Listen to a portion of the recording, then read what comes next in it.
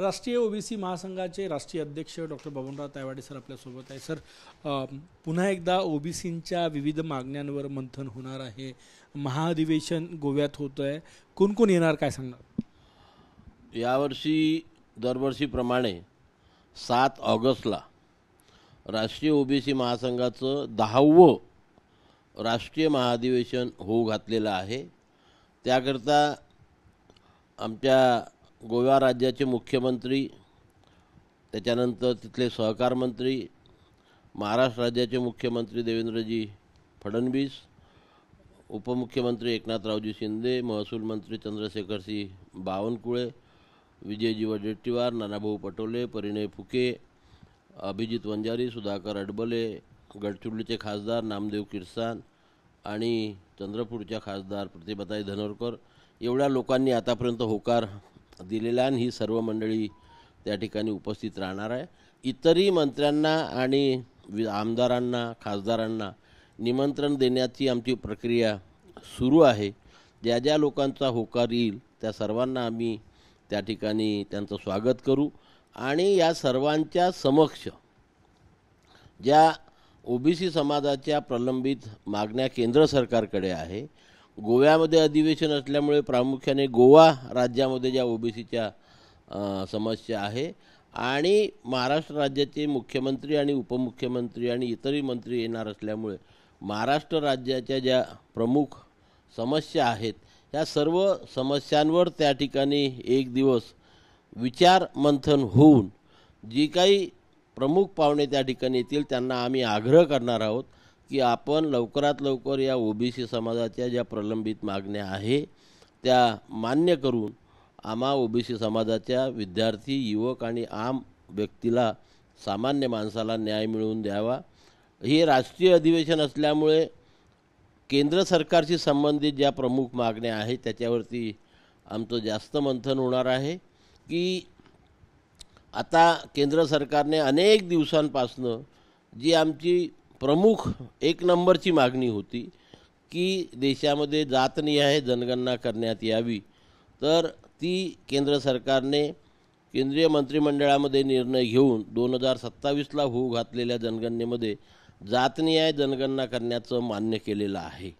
परंतु त्यासोबतच ही जनगणना करत असताना ज्याप्रमाणे जनगणनेच्या फॉर्ममध्ये SC, ST, अल्पसंख्याक आणि अदर हे 4 कॉलम असतात, त्यासोबत एक 5वा कॉलम त्यांनी ॲड करावा आणि ओबीसीचा सुद्धा त्याच्यामध्ये समावेश करून ओबीसीची आकडेवारी जाहीर करावी, ही मागणी आम्ही त्या ठिकाणी मांडणार आहोत. दुसरं असं की जी सर्वोच्च न्यायालयाच्या निर्णयाप्रमाणे नॉन क्रिमिलियरची अट ही केंद्र सरकारने घालून दिलेली आहे, जी टोटली असंविधानिक आहे. ती असंविधानिक असलेली अट केंद्र सरकारने निर्णय घेऊन रद्द करावी आणि सर्व ओबीसी समाजाला न्याय द्यावा. कारण आरक्षण ही काही भीक नाही आणि म्हणून समाजातील सर्व लोकांना त्याचा फायदा मिळाला पाहिजे. SC, STमध्ये क्रिमिलियर नाही आहे, फक्त ओबीसी करता क्रिमिलियर लावलेला आहे. तिसरी महत्त्वाची मागणी राहणार आहे आमची की केंद्रामध्ये ओबीसी मंत्रालयाची स्थापना करण्यात यावी. इतरही अनेक मागण्या, या सर्व मागण्यांवरती त्या ठिकाणी आमचं विचारमंथन होणार आहे. तुम्ही काँग्रेसच्या नेत्यांनाही बोलवलेलं आहे, महाराष्ट्राचे मुख्यमंत्री देवेंद्र फडणवीस सुद्धा आहे, सत्ताधारी आणि विरोधक एका मंचावर असेल? नक्कीच. आतापर्यंत तुम्ही इतिहास बघा, राष्ट्रीय ओबीसी महासंघाचे ज्या ज्या ठिकाणी आतापर्यंत 9 अधिवेशनं झालेली आहे, आमच्या सर्वच अधिवेशनात सत्ताधारी आणि विरोधक आम्ही सर्वांना आमंत्रित करतो आणि सर्वांच्या समोर आम्ही आमच्या समस्या मांडत असतो. त्यामुळेच आता विरोधकसुद्धा आमचे प्रश्न त्यांच्या अजेंडावर घेत आहे आणि सत्ताधारी पक्षसुद्धा त्यांच्या अजेंडावर आमचे प्रश्न घेऊन ते आम्हाला न्याय देण्याचा प्रयत्न करीत आहे.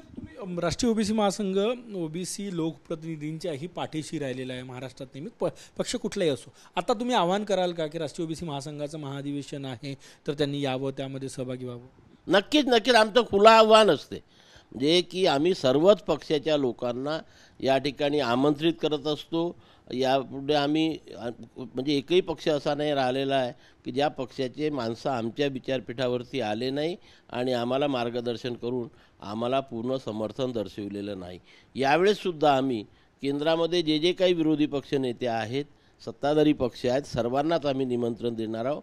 येणं नाही येणं त्यांचं काम असते त्यांच्या सोयीप्रमाणे, पण आम्ही सर्वांना निमंत्रण देत असतो. खूप खूप धन्यवाद. कॅमेरामॅन सचिन सयामसह गजानन उमाटे, TV9 मराठी, नागपूर.